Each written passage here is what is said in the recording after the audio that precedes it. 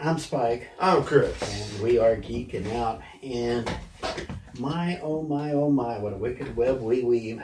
Whoa. It has been an interesting couple of weeks since we last got together on this. Chris, you're telling me that there's a whole bunch of stuff we get to discuss. Rapture. Yes. And quick programming note, we do have an episode of Backrack video coming out. In fact, we have two. You know nothing about this yet, do you?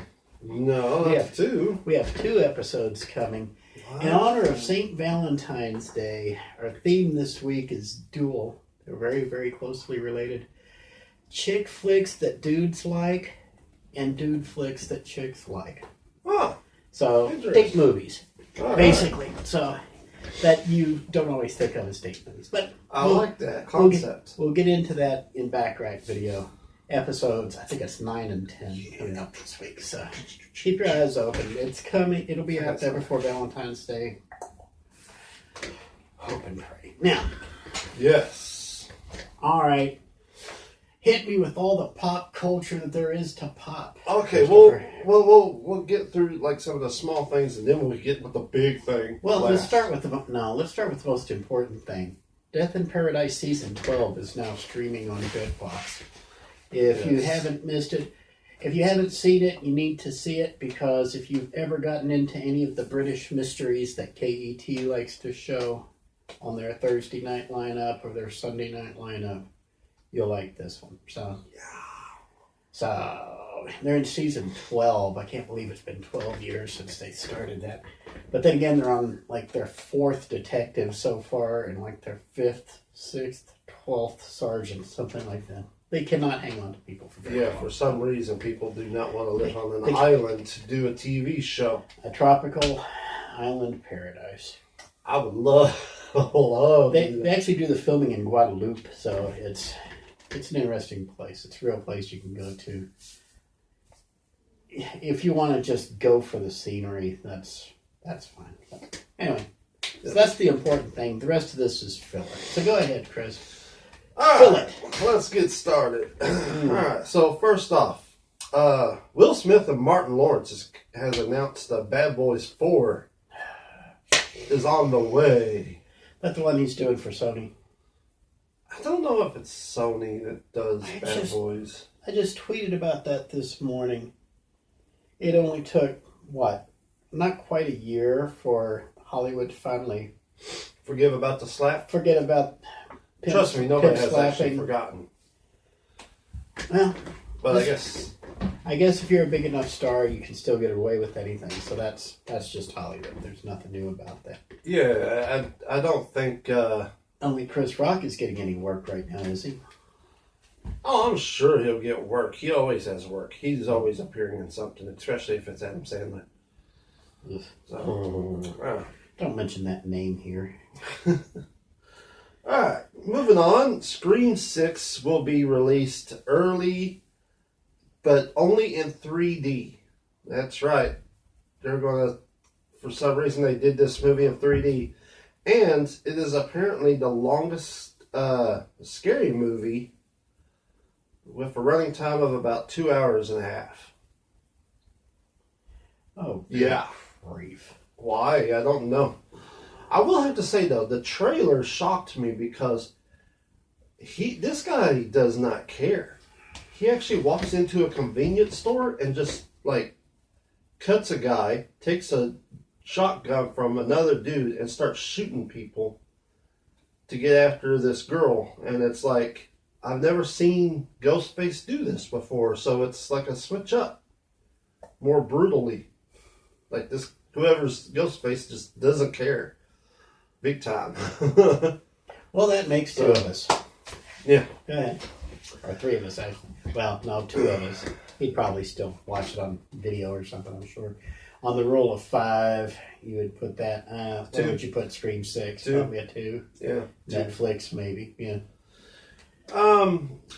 Matthew Lillard has... I don't know if he actually accidentally leaked it or if he just... I don't know, just talking to be talking. But during an interview, he said that Blumhouse has signed a 3-picture deal of Five Nights at Freddy's that Matthew Lillard will be starring in all 3. So we know he doesn't die. Unless he's in one of the outfits. I would put Matthew Lillard inside one of the outfits in like the first 5 minutes, just like they would do on screen, the very first Scream, off your lead character, and then just leave him stuffed in the bear for the next 3. I like Matthew, though. He's awesome. Bill Murray, Sigourney Weaver, Dan Aykroyd will all be coming back in the Ghostbusters Afterlife sequel. And in related news, there's a Ghostbusters Afterlife sequel. Yes. I'm good with that. I'm kind of curious to see exactly what Winston's got in store, because he's now the money man for the whole franchise. Yeah. So I'm kind of curious to see what happens here. Yeah, it's going to be exciting, especially when it's going to be all taking place back at the firehouse. You got to understand something here. This is Ghostbusters Afterlife was the first Ghostbusters that I really, truly cared about. Okay? First one was funny. Second one was all right. 2016 stuck up the room. Answer the call, stuck up the room, but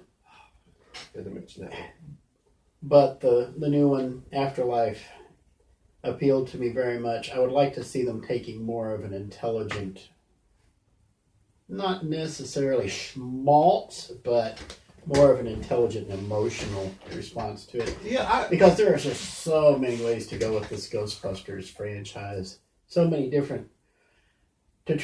Remember, you're not just dealing with a bunch of guys in suits with the proton packs in their backs, and they pack up their backs and they split. You're dealing with a lot more than that. You're dealing with the afterlife and what different personalities would do in the afterlife. You can always make these, I was about to say shows. You could do a Ghostbusters show very easily. Well, they are doing that. Focusing on the ghosts and trying to get them settled down.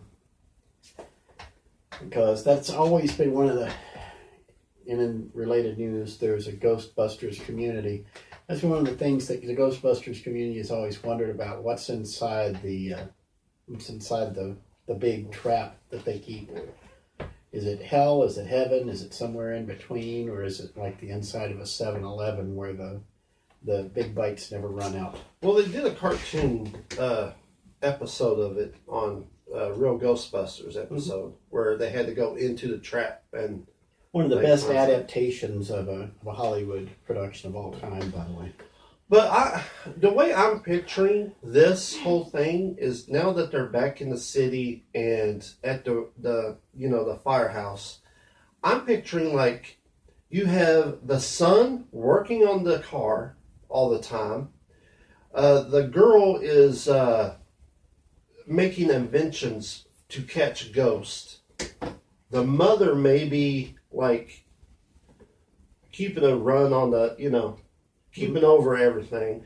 And then you have a bunch of brand new Ghostbusters, brand new cast members learning the ropes and also, so it'd be like a big, instead of it just being like 4 people and Janine, it will be 7 or 8 people in this firehouse working as a team, Franchising is a concept and always an option, and another way you can take the show. Yeah. So, it'd be pretty cool. So Bill Murray and the crew are back in for the other. That's good. Yeah. This one is pretty funny, honestly. I told you this last weekend, but we never got to talk about it. There's a live action / animation movie coming out called Coyote versus Acme, where Wiley Coyote is suing Acme over their product's malfunction.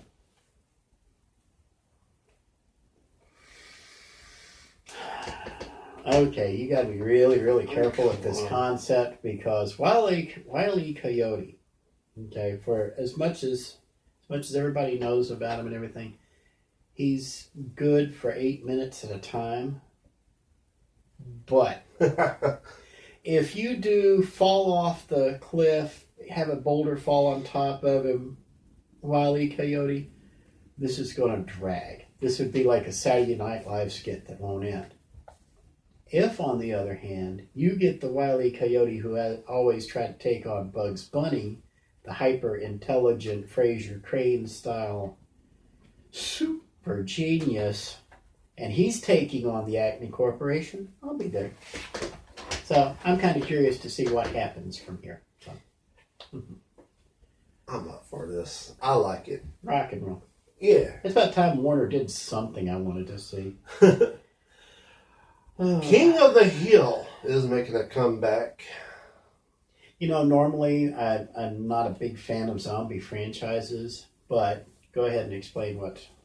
So, if you don't know anything about King of the Hill, if you don't know nothing about King of the Hill, then Go you've been look living it a up. little wrong. Go look it up. Seriously. So basically, the creators of Beavis and Butthead had a second series show called King of the Hill about a bunch of rednecks. Basically, it was about suburban Southern Yes. kind of Texan life and the way the Texans look at life and react to things. Yes. It was more of a grounded, middle class way of looking at some of the most idiotic things going on. Imagine like The Simpsons, but without all the snark. So and honestly, Mike Judge has probably done about 10 times as much animation on King of the Hill than he ever did on Beavis and Butthead. So honestly, Judge will probably be remembered. Well, I would put Beavis and Butthead probably number one just because it's most popularly known. I would put, was it Office Space that he did? And then I would put King of the Hill as the one that will probably be his most enduring legacy right there. I can't remember if it was Office Space or Idiocracy. Somebody will remind me. So anyway. Yeah, I mean, I'm a big fan of King of the Hill, honestly. I always loved it. It was just...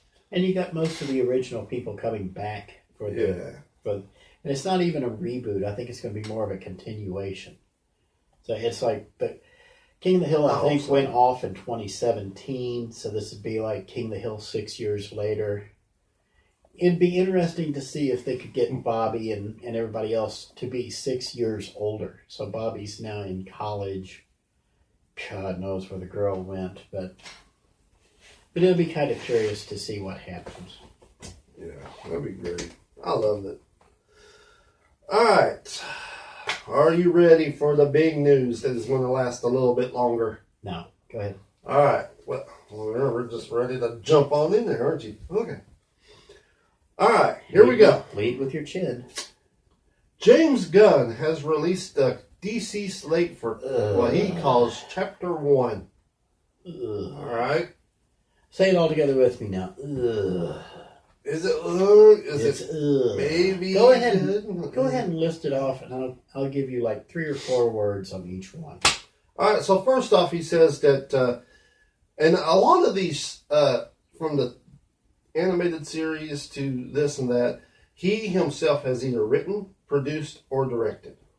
So, starting off, of course, with Superman Legacy. He even has a release date, which will be July 11th, 2025.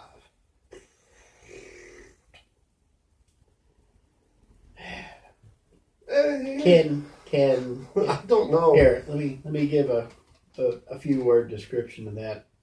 Nitroglycerin. Because if he bobbles this in any way, shape, or form, it's so going to blow up in his face and ruin the entire franchise. As long as he has any connection to it. I mean, I still have some, even though he's kind of made me angry about his decisions, I still have a little bit of hope because he is a comic book fan and he is a DC fan. Doesn't matter. It doesn't matter if you're a fan. It does not matter. Okay?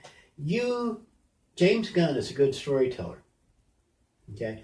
But how much is James Gunn going to take the source material and present the stories that we love so much in a new format that we want to see brought to the masses, and how much is going to be James Gunn ripping the S off of Henry Cavill's chest and then wiping his butt with it and slapping it onto whatever he wants. James Gunn, James Gunn, Guardians of the Galaxy, great. James Gunn, The Suicide Squad, okay. James Gunn has not accomplished enough for me to give him the benefit of the doubt on anything. So that's coming from a geek in the middle of nowhere. So you just go right ahead. So Superman Legacy in 2025, which means in 2 years we'll probably have forgotten all about it. Another project. At least they'll hope. Another project is The Authority. Ugh. I don't know. That was heartfelt. The Authority, really. The Authority is a Wildstorm book that DC basically purchased Wildstorm, which was Jim Lee's old company that he started with Image. The Authority is basically the Justice League on steroids and super aggressive, kind of like the Squadron Supreme, which was basically the Legion of Doom. The Authority. Have you seen The Boys? Yes, so it's like that. That's The Authority. Period. They just changed the name. That's it. That's it. That's it.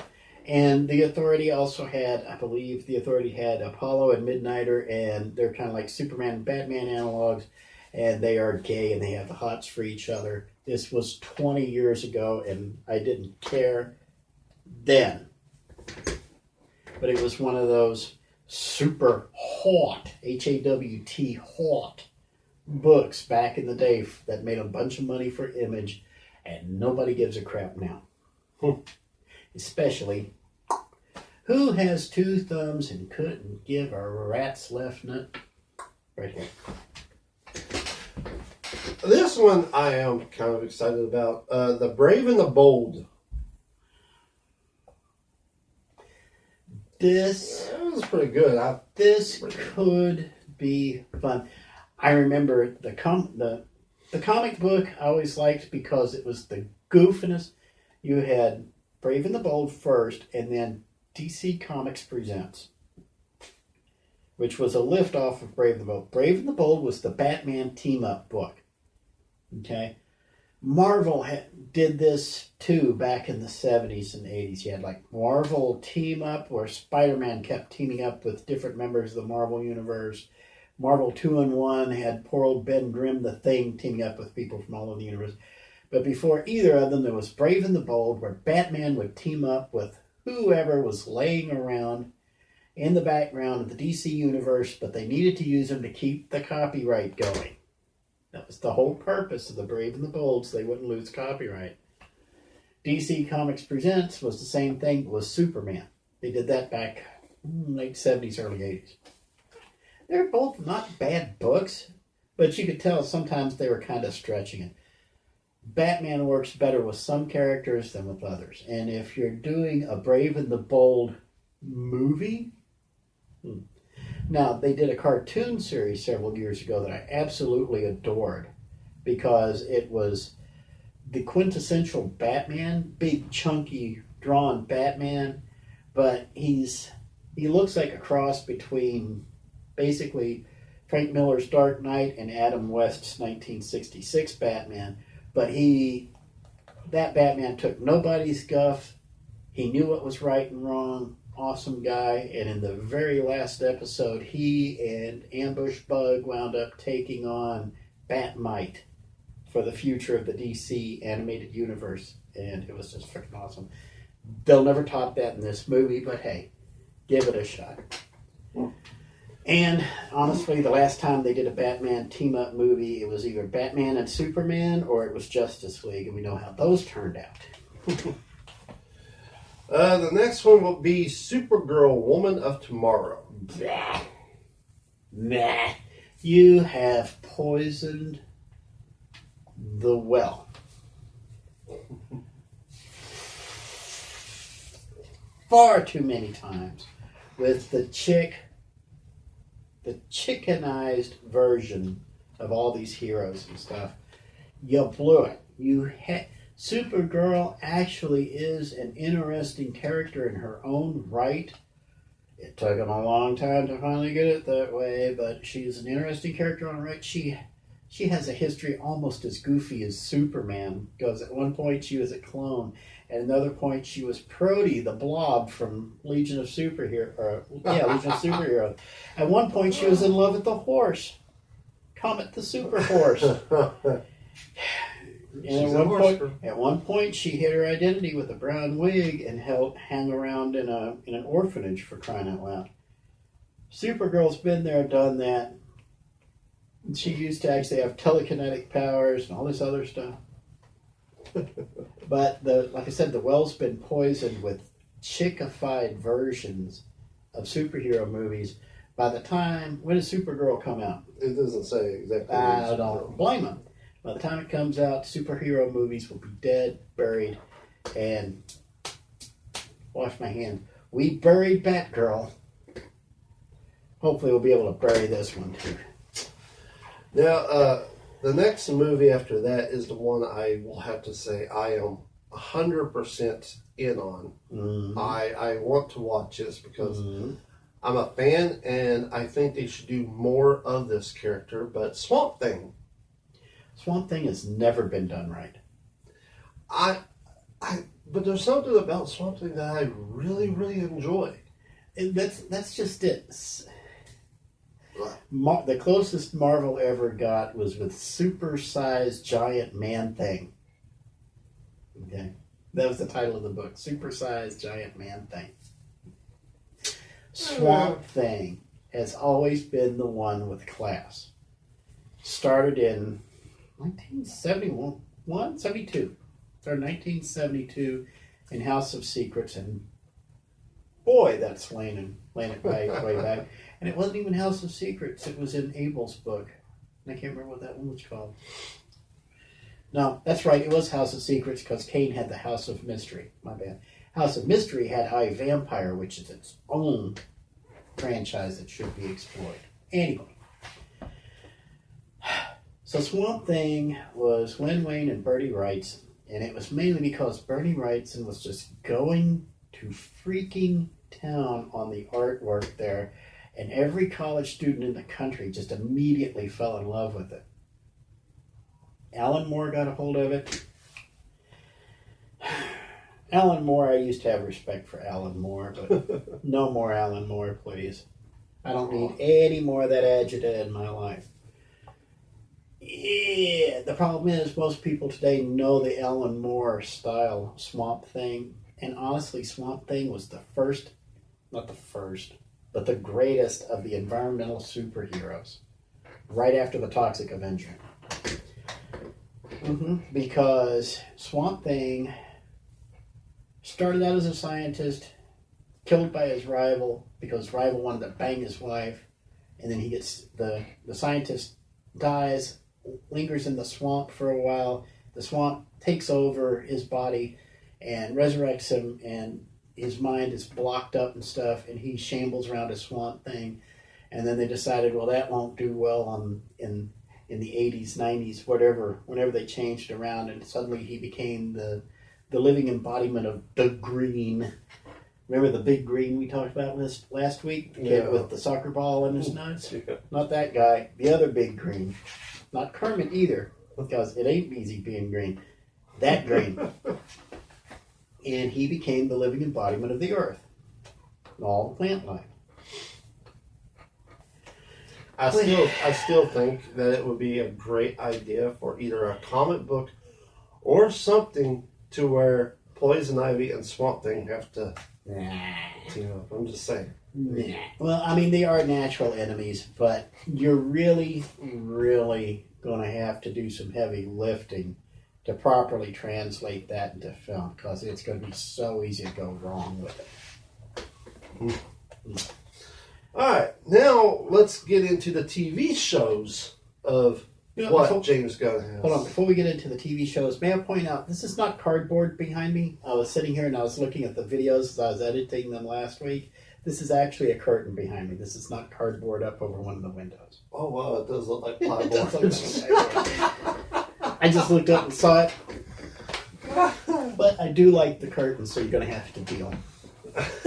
And I can't just open them up because then we'll wash out the video. Sure. Which, of course, Chris sitting here in black pants, black shirt, and a black hat, he's going to disappear into the contrast anyway. So, I'll show my teeth. I know that was racist. you show your heart, that'd be black. Alright, so There we go. That takes care of my opinion of Swamp Thing. Go ahead. That takes care of my opinion of your opinion of the drapes. Yeah. wow. Talk about Poison Ivy and Swamp Thing.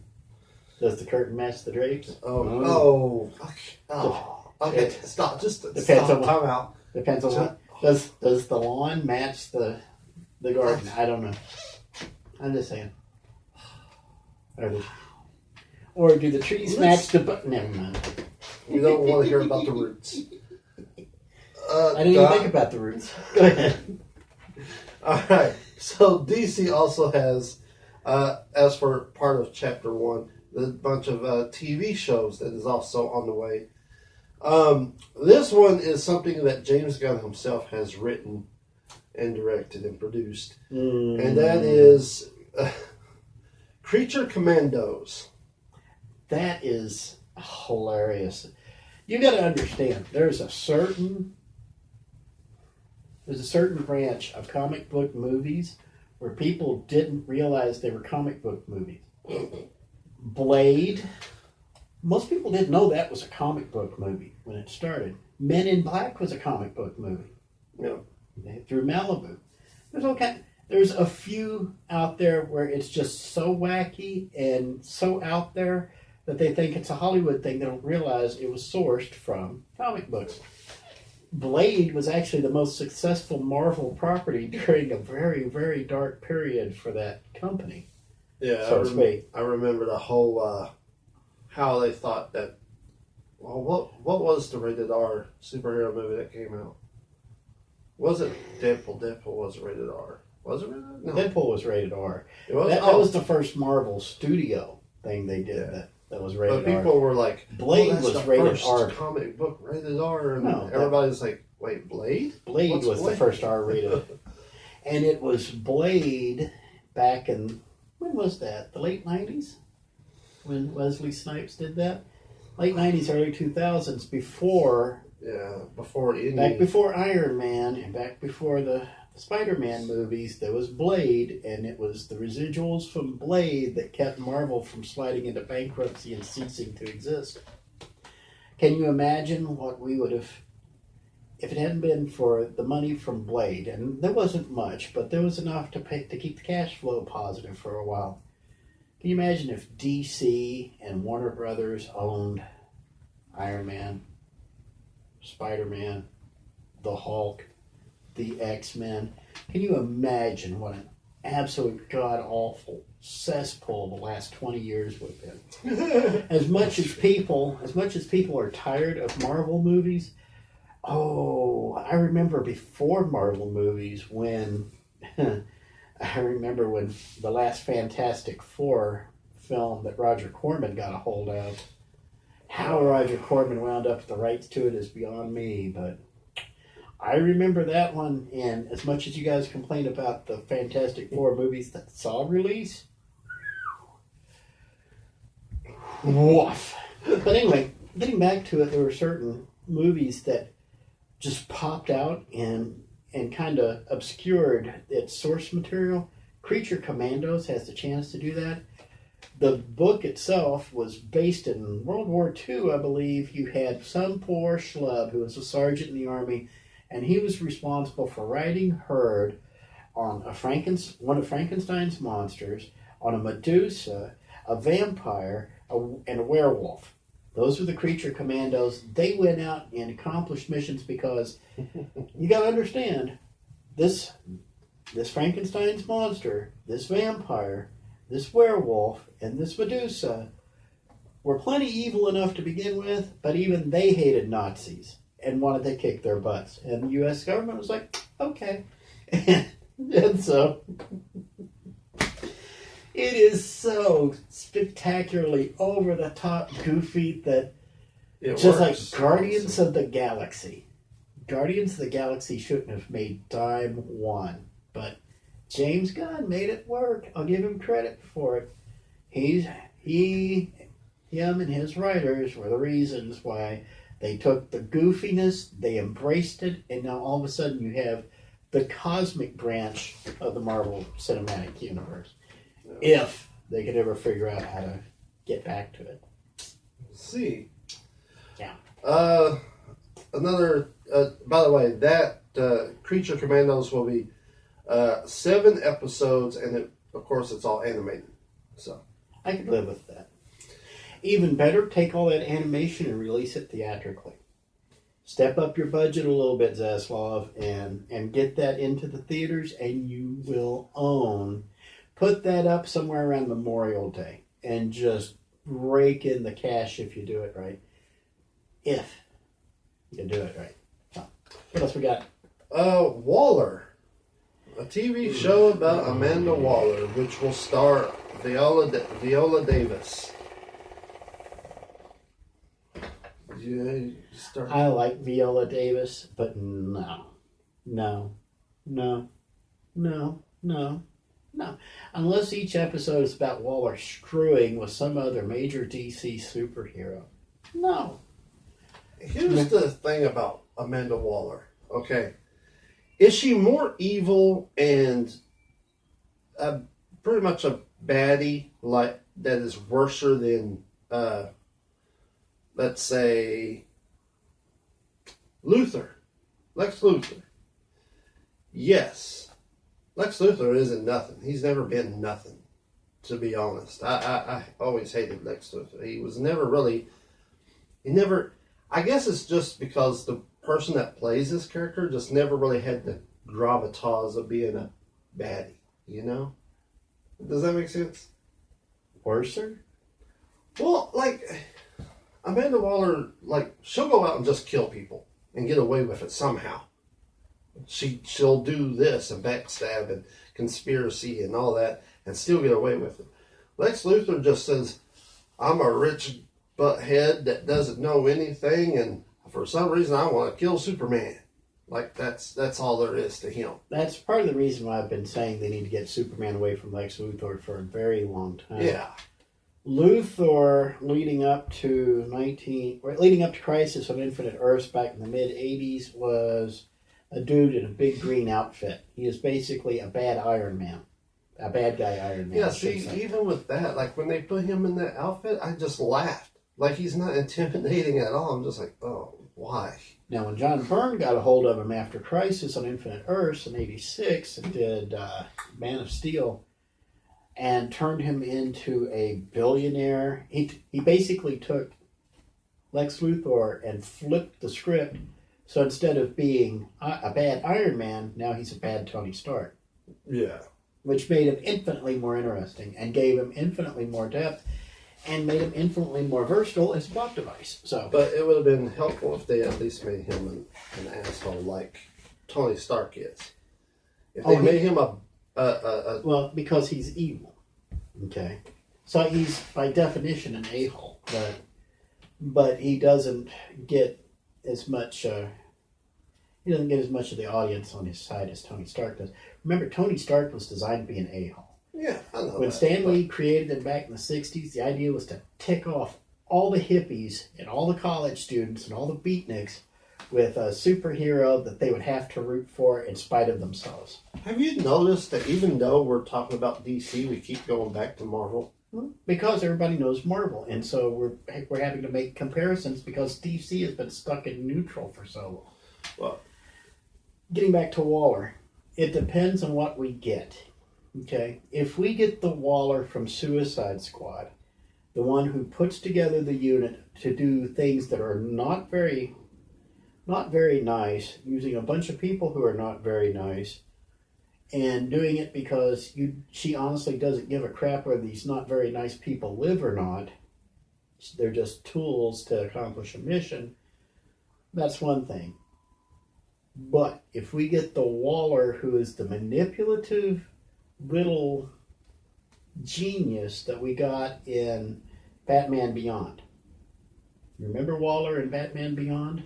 Honestly, no, I do not. Yeah. At the end of Batman Beyond, after this is like towards the tail end of the DC animated universe with Batman, Superman, Justice League, and then Batman Beyond. Towards the very end, Terry McGinnis, Batman Beyond, finds out he's a clone of Bruce Wayne, which sounds idiotic. I mean, really, we've cared about this character all these years, and now suddenly he's a clone of Bruce Wayne. For real, gag me with a spoon. But then you've got Waller who did it. Waller's the one who made the clone. Basically, Terry McGinnis's mom, Terry McGinnis's daddy and mommy got together and had a little baby. But the little baby was a little zygote, and mommy had to go to the hospital. The zygote was taken out and was genetically manipulated to remove Terry McGinnis's daddy's DNA from it, and they inserted Bruce Wayne's DNA instead. And then they reimplanted the zygote because Waller just rolls that way, okay? Because Waller knew Batman was getting too old, he was getting sloppy, he was getting beaten up, and she knew Batman wouldn't live forever, but the world that Waller knew could not survive without a Batman. She knew the world couldn't get by without another Batman. So she was the one who made this up so that Terry McGinnis would have Bruce Wayne's genetic potential and would likely become the next Batman, and then started manipulating Barbara Gordon, of all people, into trying to assassinate Terry McGinnis's dad in order to inspire him to become the next Batman by recreating Bruce Wayne's origin. Now, if it's that Waller we get in the TV show, but if we get Waller from the Suicide Squad, who's just yanking everybody's chain because she has 0 F's left to give, she could become 0 F's woman, which would be fine. But if we get, and Viola Davis could pull either of those off. She's a very talented actress. I like her. But if you get what we've gotten in the Suicide Squad movies and the Black Adam movie, no, do not want. Put it back on the shelf, close the doors, bury that thing down in the earth, and then just cover it with sea. Let the sea wash in and just wash all that bad taste away. And that's what I got to say about Waller. The next one is Booster Gold series is going to happen. I want to hear what you think about Booster Gold. Because there's a Booster Gold and there's a Blue Beetle. And they've always been tied together since the Justice League days back in the late 80s. Which is the oddest pairing ever, but now people just can't get away from it. You don't know what to make of Booster Gold, do you? I never did. He's just so...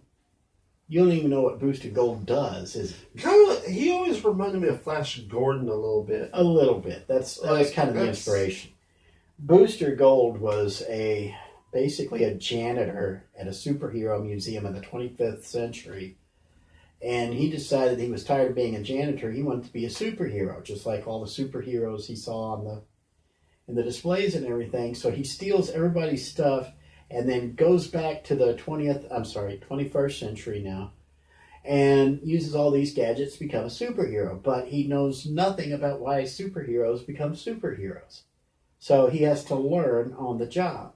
And he winds up swiping a little artificial intelligent self-propelled drone named Skeets to help guide him through it, because Skeets knows all the facts and the history and everything, because Booster Gold was way too stupid to study history before he did this. So that's the original Booster Gold. Booster Gold 2 is the one that's been around for the last few years, where basically he has to go back in history and try to fix things that go wrong, usually because people are going back there and dicking around with history. That's the new Booster Gold.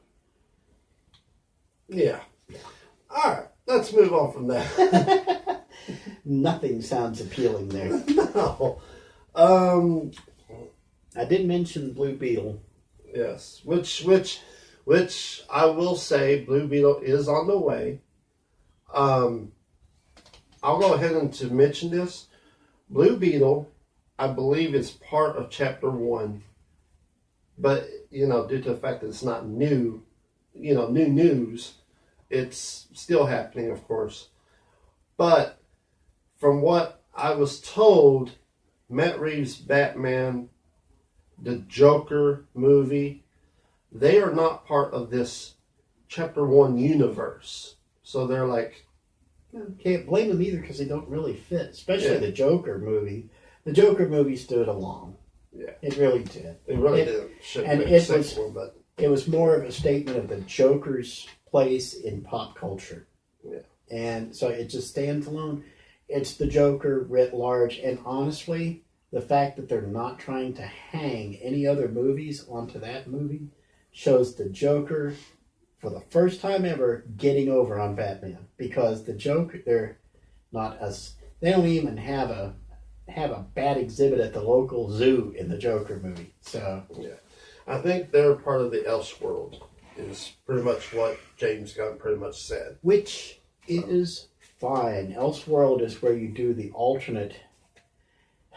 Right now, the DC and Marvel cinematic universes, everybody wants everything to fit. Everybody's fanboying again. We're right back where we were in the 70s and 80s. How does it all fit together, man? Yeah. Shut up. So with the DC Elseworlds, you'll be able to get your Jokers once in a while. You'll be able to get your Bat Sparkles once in a while. And it won't affect the main story of the DC cinematic universe. So. But, yeah, so those are part of the Elseworld. And I'm pretty sure he said that Shazam, Aquaman, Blue Beetle, and Static Shock are all going to be part of this universe that he's making. Which is fine. And it's going to fit in here. And I'm glad to see Dwayne McDuffie getting some residuals off that, I hope. Off of Static Shock. Static Shock is another one of those. It's another one of those properties. It's the only one from Milestone that really managed to get any traction outside of the books. And it's a shame because Icon and Rocket. Okay, don't get me started on Milestone too much. But Icon and Rocket would make a spectacular movie. You want a black Superman? Okay, do the Icon movie. Okay. Put Rocket in there as the black woman's view of what the black man's view is. Okay. Which is just what Icon did back in like 92, 93 when it first started. And then I could actually see a Dakota verse where you bring Icon and Rocket, you bring Static Shock, you bring Hardware, which is basically a Iron Black Man, and Blood Syndicate, which is a super powered street gang. Bring those four in and just go to frickin' town.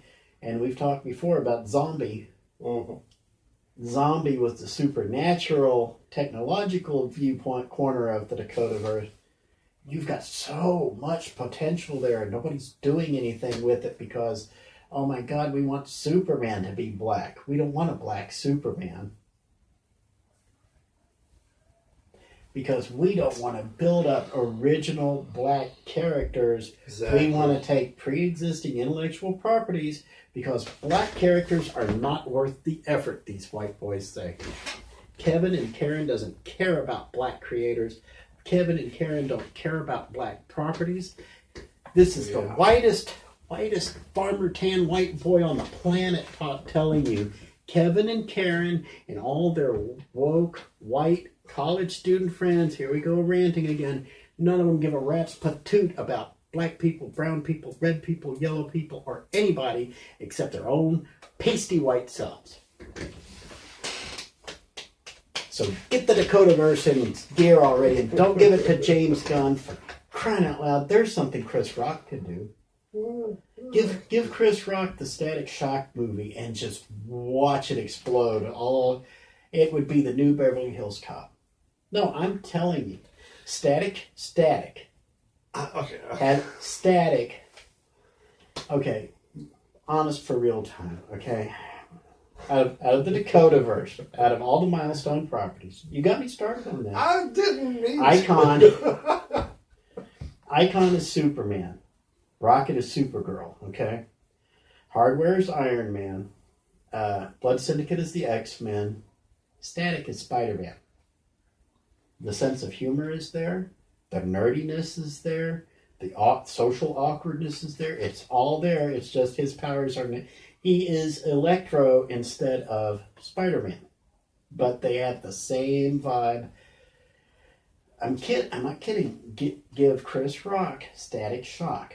Or better yet, give Chris Rock Icon and Rocket. And just see what he does with it. Give it to the Wayans brothers, for crying out loud. Let Keenan Ivory let the Wayans brothers just run loose on the entire Dakotaverse. Give Keenan Icon, give Damon Hardware. You're gonna have to give Marlon something, I guess, and all these other. Just let them go to town. You've got so much black talent, so much potential, and they could take these. And you've already got existing ideas and all these concepts. Take them and run with them. I guarantee you are going to dominate. You just be printing money for years, even if you don't do it in your initial release. Guaranteed cult movie status in 5 years and a money-making franchise for decades to come. But you won't listen because you're too Kevin and too Karen to pay attention. Now, we are 45 minutes into this episode. We need to wrap because we still got to film two back rack videos before we leave. Chris, please wrap this. Blaming me. Blaming me. For the love of barleycorn. Rapid fire. Let's go. Lanterns. TV show is on the way. It's going to have Jon Stewart. It's going to have, what's his name, Hal Jordan. The real Green Lantern, yes. The second Green basically, Lantern. it's going to be those two kind of like looking over Earth as like space cops type of buddy thing. cop. It's a buddy cop movie with rings. How in the world they managed to blow? No, I take it back. I know exactly how they blew the Green Lantern concept because none of these people have any imagination. This Green Lantern is Wish Fulfillment, the movie. Okay? Now, I said Shazam was Wish Fulfillment, the movie. This is literally Wish Fulfillment, the movie. You have a ring on your finger that can make anything you want. And it reflects your personality. Okay? So, when you've got Jon Stewart, he's an architect, and he's a military guy. Everything is precise. Everything is straight lines. It's military precision. Just like an architect would draw a line. Everything. Hal Jordan leads with his chin, and he's got the big giant fists, and he punches people with his big giant green fists he makes out of his ring, and he comes up to all these little snarky little shapes and everything. Let's dig deeper. Guy Gardner, the a-hole Green Lantern. He is like the conservative Green Lantern, so all of his stuff is military weaponry. So he likes the guns, he likes the rockets, he likes the bombs and stuff. You've got so many other Green Lanterns, and each one of them brings their own personality to that ring. And they blew it completely because they just had to focus on making Hal Jordan human. Hal Jordan is a test pilot. He has balls the size of the Grand Canyon, okay? He's got the swagger and the stagger. That's Hal Jordan. Hal Jordan is the Green Lantern Maverick. He's the Maverick of Green Lantern, okay? If Green Lantern, the one with Ryan Reynolds was in that one, right? Oh, yeah. If they had cribbed Top Gun, Green Lantern, we would be on our third or fourth Green Lantern movie already. Sure. If they had just cribbed it, if they just treated Hal Jordan like the Air Force test pilot he actually is, the guy in the Top Gun program, the guy who trains astronauts for NASA and stuff, because that's where they all come from, the fighter program. that's what you do with Hal Jordan. But nobody did the research. Nobody did the homework. Out we go. All right, last one. Last one. Kamaluma. Paradise Lost. It is basically all going to tell the story and everything of the Amazon. What is that? Where Wonder Woman's from? Paradise Island. Paradise Island. Yeah. Hey, we have title people. Yeah. Yeah, they're going to talk about the. So. Yeah. Okay, for all the talk about women's empowerment, for all the talk about feminism, for all the talk about equity for women, like for real, and you're going to obliterate Paradise Island. You idiots. You morons. You rubes. I mean, it could. No, seriously though. If they don't do like what She-Hulk did, and like put men are bad, women are good, type of deal, we'd be fine. Well, that's just it. They're Amazons. That's the way they are. Amazons had their roots back in Greek history. Okay, in Greek history, you had two groups. Two primary cities in ancient Greece. You had Athens, which was full of the intellectuals, and you had Sparta, which was the warriors. The warriors defended the intellectuals. So the warriors would go to war so the intellectuals could think and create the Western world. The Amazons are the offshoot of the Spartans. Okay? They were women who said that men are brutish, men are ugly, men are vicious, men are evil, women can do better, and so they go their own way, and with the blessing of the Greek gods, they build Paradise Island, Themyscira, whatever it's called. They build this up and make it the home of the Amazons. Okay, spectacular. Now, this is the one part of the Wonder Woman mythos that gets misrepresented more than any other. If anything, we should know more about Themyscira / Paradise Island than anything else except for Wonder Woman herself, because it has its basis in Greek mythology. It has its roots in women empowerment. It has its roots in feminism. All this stuff about strong women, which you swear up and down you want, and you're going to, I don't know. Like I said, I don't have confidence in these people anymore. Yeah, Paradise Lost. If you leave Wonder Woman out of Paradise Lost, and it's about an Amazon who loses her, make this about Wonder Girl. Make this Wonder Girl's movie.